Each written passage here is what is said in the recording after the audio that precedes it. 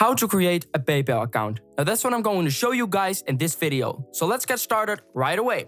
I'm gonna walk you guys through the step-by-step process on how to set up a PayPal account. So as you can see, I'm right now on PayPal's homepage. I will link the PayPal website in the video description if you want to click on that link to access paypal.com. Alright, so the first thing you need to decide before you sign up is whether you're gonna go with a personal account or a business account. A business account is for people who sell goods and services or receive donations. A personal account is great when you buy goods and services yourself. Also, with a personal account, you have the ability to transfer money to friends and family without paying a fee. It is also a great way to pay with your credit card, debit card, bank account by keeping them in your PayPal wallet. So for now, we're gonna sign up for a personal PayPal account. We choose personal and we click next. On this first page, you need to type in your phone number. Once you've done that, you need to verify your phone number with a code that is sent to your phone.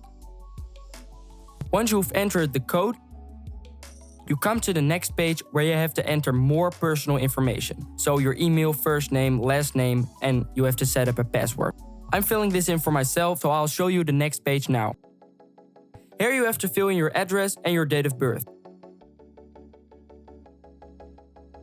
Once you've done that, you have filled in all your personal information and you only have to choose what you want to pay with within PayPal. And you need to link that payment method to your account. I'm going to link a credit card.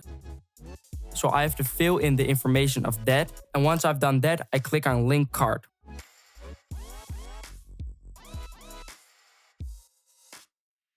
So now my credit card is linked and now I can use my PayPal account.